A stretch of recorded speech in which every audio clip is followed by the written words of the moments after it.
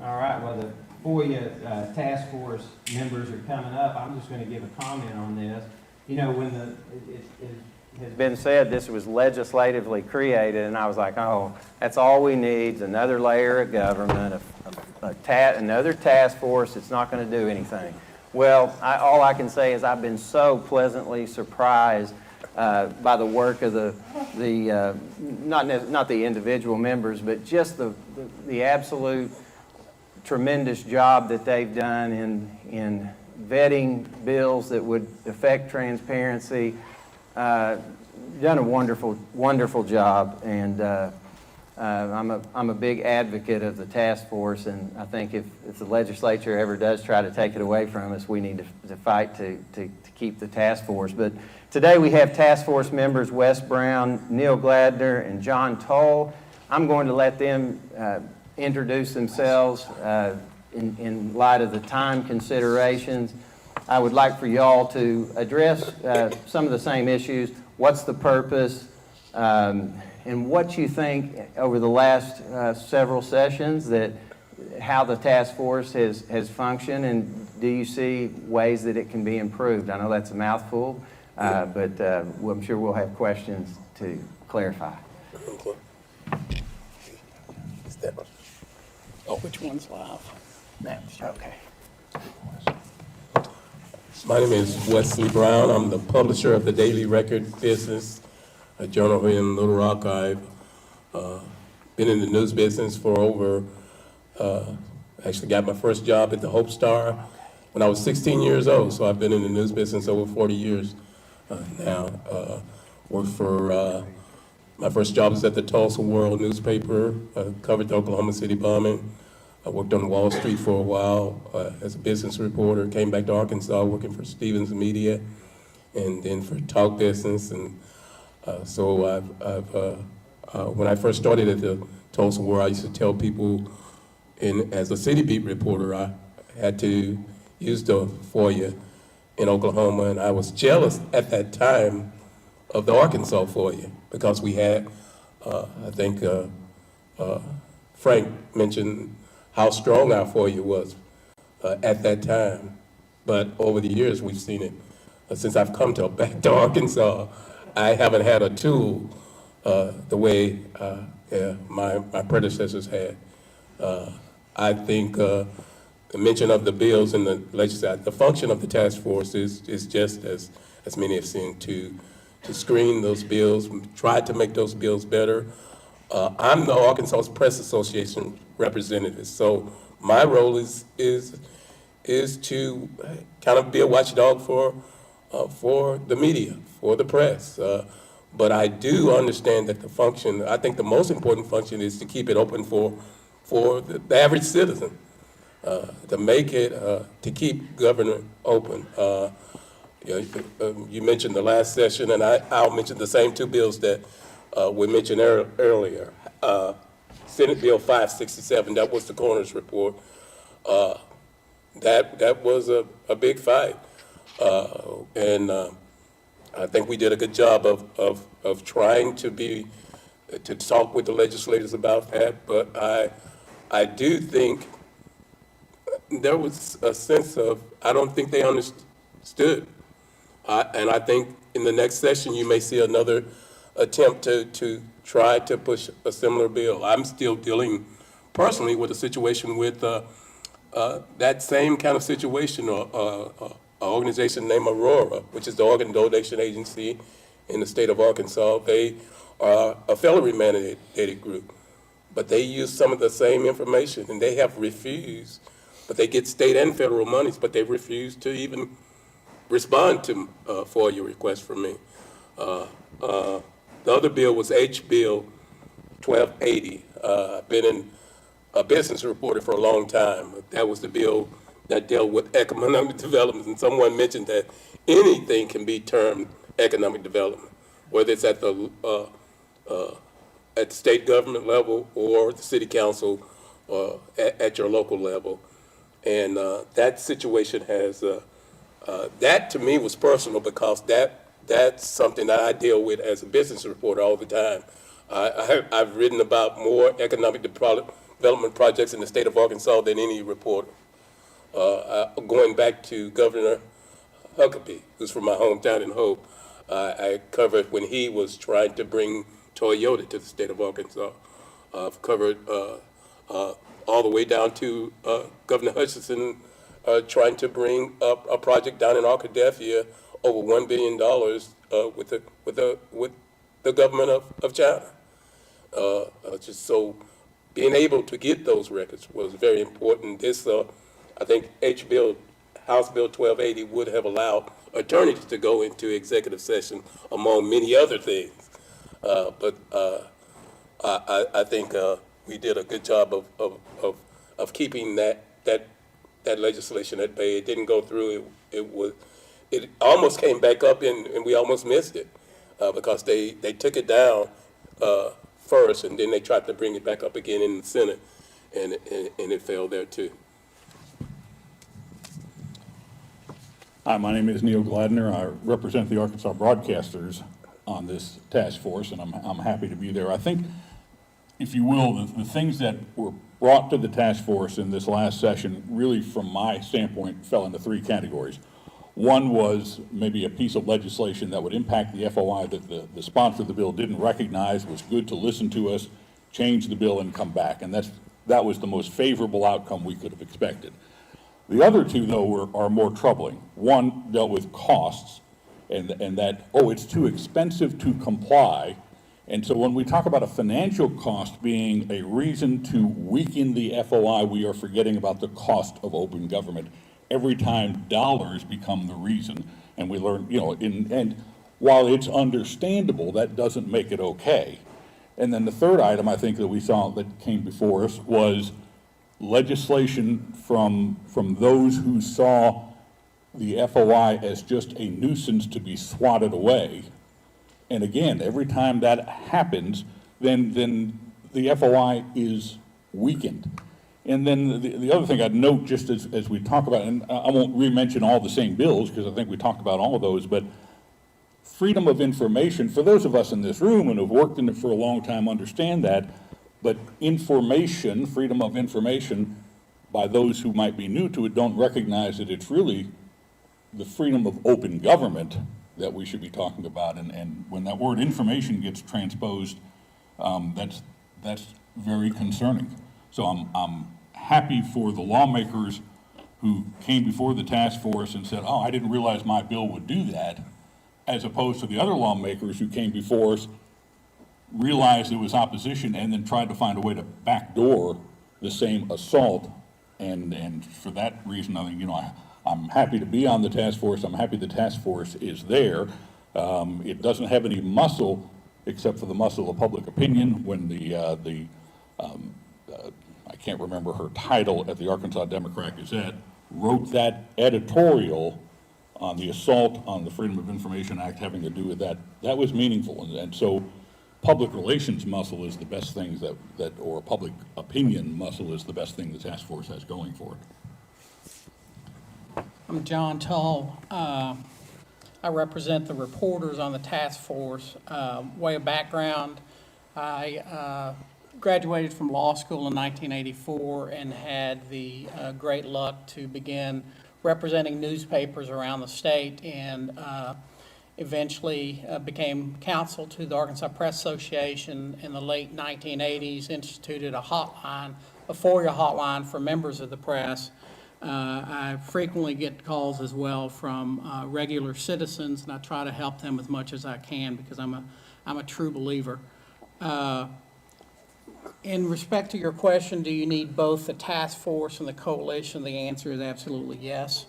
I have a lot of gray hair and have some institutional knowledge as well, as Frank Falone did, but I think they're different in some respects, and I think they are both necessary, and I certainly applaud the coalition. Wes and Neil have sort of talked about some general bills. Let me talk more globally, again, sort of from an institutional knowledge standpoint.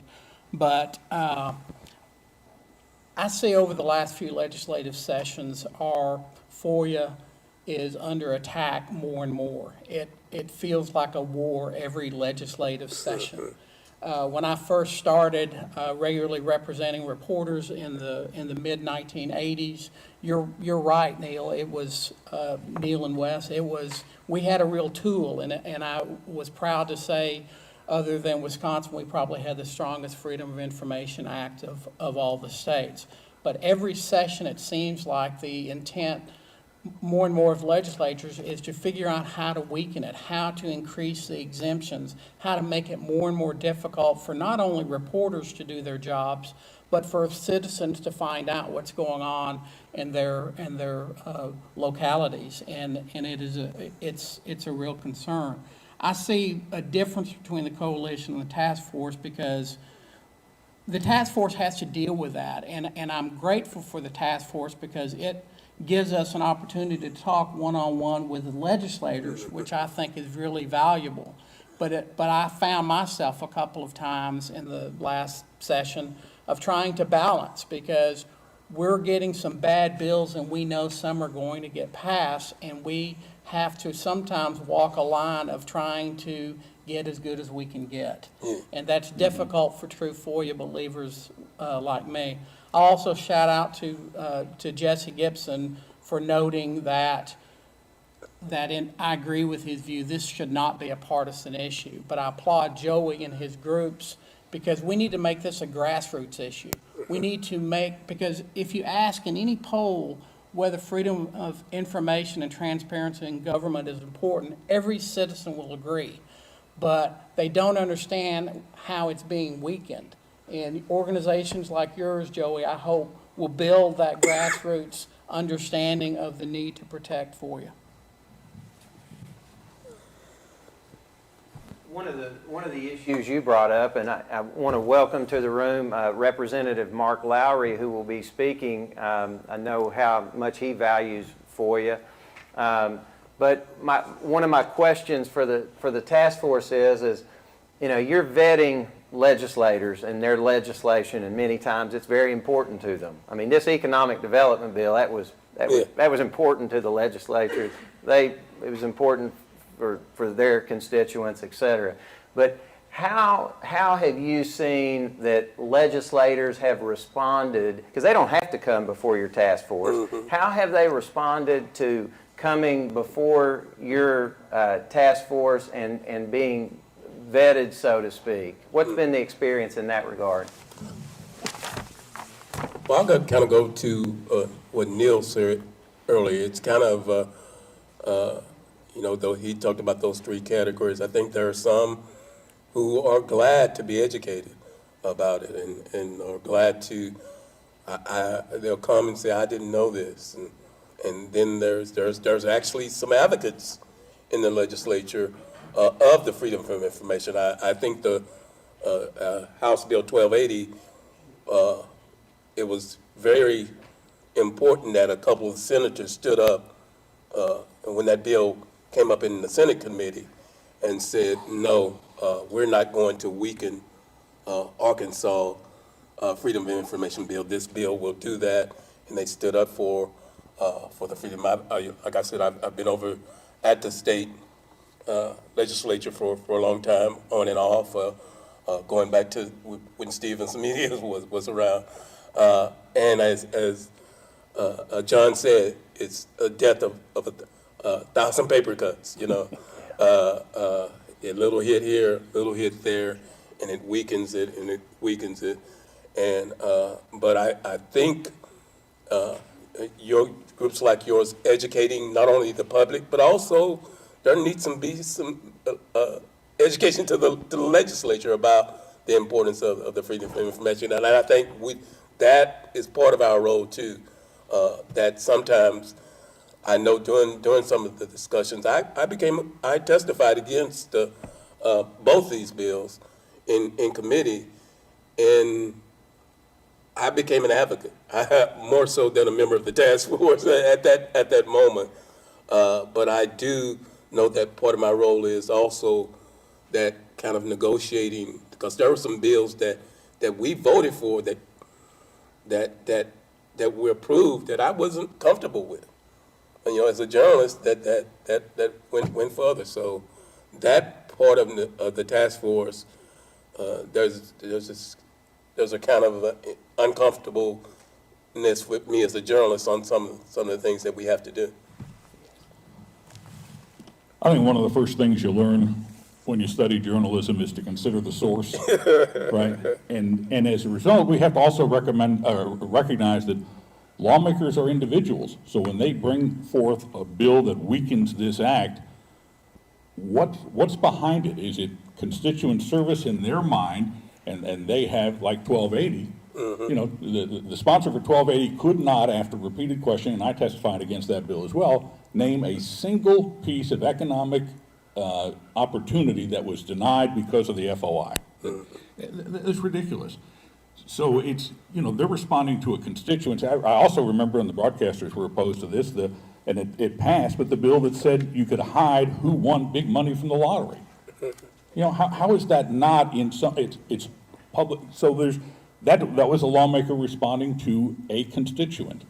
And that's no different than the lobbyist who goes there, trying to get a better deal for car dealers or for whatever industries they're in. So it has to be taken individually. I don't think we can paint with a brush, but lawmakers have their own motives for what they're doing. And the first question is that an honest motive that's good for the state, or is that a motive that's based for a specific constituency? And I think we have to start with that. For any who didn't attend the task force meeting when Neil got to cross-examine asking what specific economic development had ever been lost, it was a beautiful thing to witness. I'd be remiss if I didn't note in talking about the effort to weaken. My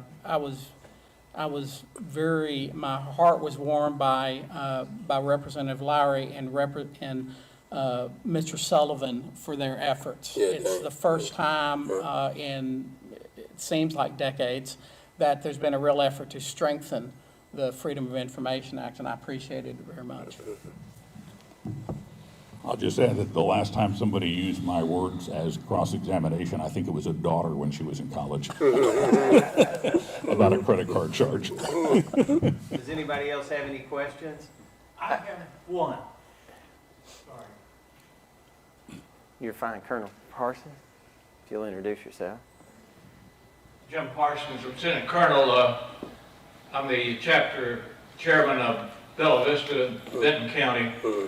And I've run up against Senator Ballinger before, and you were just mentioning what motivates senators to be against us.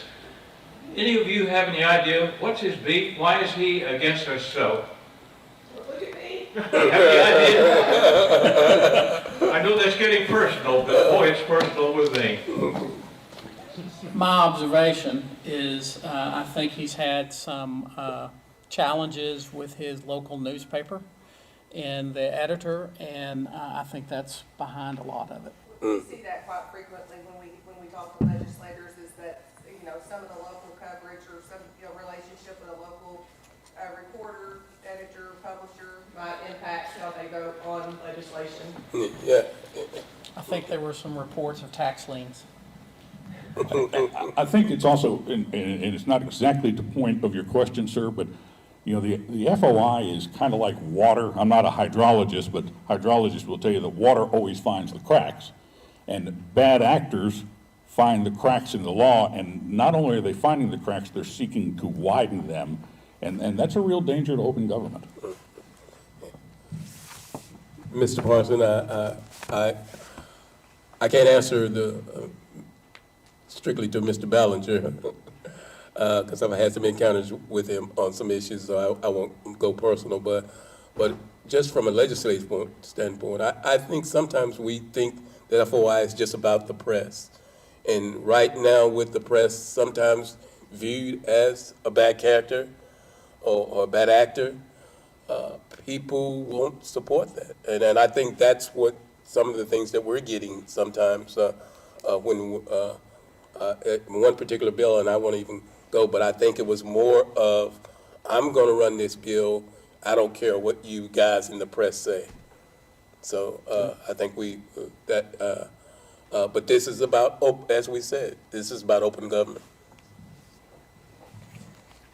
One of the things that I have really appreciated about the task force, and I would encourage our listeners both in the room and online to participate in the task force. I know that not only do you all allow participation and invite the public, you know, everybody at every level to come to the Zoom meeting or come to the legislature as we used to do. I mean, makes it very convenient to get on a Zoom call.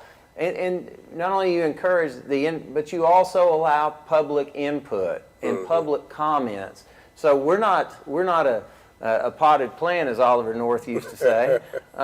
We can participate, and in fact, many members of the Arkansas Transparency in Government Group did it over the past sessions, and I just want to tell y'all that we appreciate that because, you know, transparency is at every level. I mean, if the task force isn't transparent, that affects us. If a legislator is not transparent, that affects us. But kudos for that. And if you have any ways that the public can help the task force, love to hear those also. Well, I think one of the things is I know when you mention Jim or when you mention you, Joy, I know you guys because I know you as advocates for FOIA. Going back to my days with Stevens Media, I would get an email from you or email from or you send us and warn us about a bill that's coming up.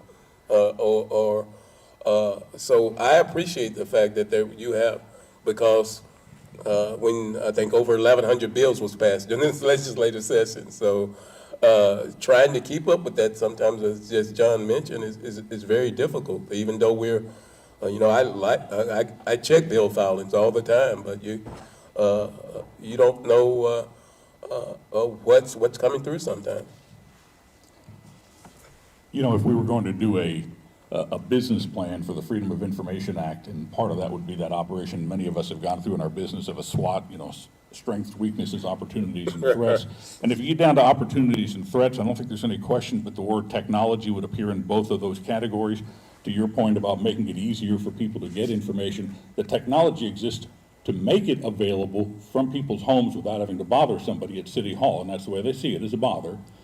But there's a threat from technology as well, as Mr. McCutcheon's lawsuit pointed out in Fort Smith, where people are finding uses of technology to skirt the law. So I think going forward, whether it's legislatively or for those of us involved in this, we've got to recognize that technology is our best friend and our darkest enemy. I don't have anything really to add. I'll echo what Wes said, which is we welcome the involvement and people reaching out to us, Joey. And we can't keep up with everything as best we try. So if there's something we're missing, please reach out to anyone you feel comfortable with, or all of us, and let us know your thoughts, because I find it helpful. Absolutely. One last comment. I just hope, and Bill Ray Lewis has a question, but one last comment that I would make is to the task force and others online and in the room. I hope that we will get on the offense on FOIA, not just defending it seems like we're always defending, and we need to be producing bills and legislation and encouraging our legislators to get on the offense, to define what a meeting is, so that the public knows when their local people are text messaging and two of them's on there, is that a meeting, and they're discussing public business. Because as we have seen with the judicial opinions, we're entitled to see the sausage making, not just the sausage. Yeah. And that is so important. Bill Ray, sorry, I jumped in. Parsons, when we started, and everybody here, when we started our TIG group in Harrison, 2010, the word that stuck out in my mind, Joy, was saturation. I would love to see this state saturated with information and knowledge of the state's Freedom of Information Act. And John, I hope you can get that started over in the Searcy area too. But I compliment you gentlemen, and the ladies also who are here, and also the coalition. I'm a firm believer. I wish we had more people like you and more people like Brenda Blagg and the people that are on the coalition. We need that. And again, as I say, Neil, back 10 years ago, 15 years ago, we want to saturate this state with people who have an interest in FOIA, who have a knowledge of FOIA, and people who are willing and knowledgeable about utilizing the FOIA. I really am a strong advocate for that, and I appreciate all that you all have done, all that the other people have done to make this possible in Arkansas. We've heard the Arkansas Press Association mentioned several times. Thanks for the great work that they do, but Ashley Wimberly is here today, and we really, really appreciate you being here today. Thank you. All right, so we're gonna. I have these to give away if there's anybody here that doesn't have one. And Bill Ray is talking about the FOIA Bible. All right. And it is. Did you have a question, or would you like a book? You bet. You bet. So we're going to break for lunch right now. We're going to be back at 1:15. Anyone in the room is welcome to. We're going to eat over here in I believe at the steakhouse. Is that right, Dr. Lewis? Pardon? Where are we going to eat? Benihana. Okay. And anyone in the room is welcome to join us. We'd love that. Sometimes that's where the best dialogue occurs. So, thank you. We'll see you at 1:15.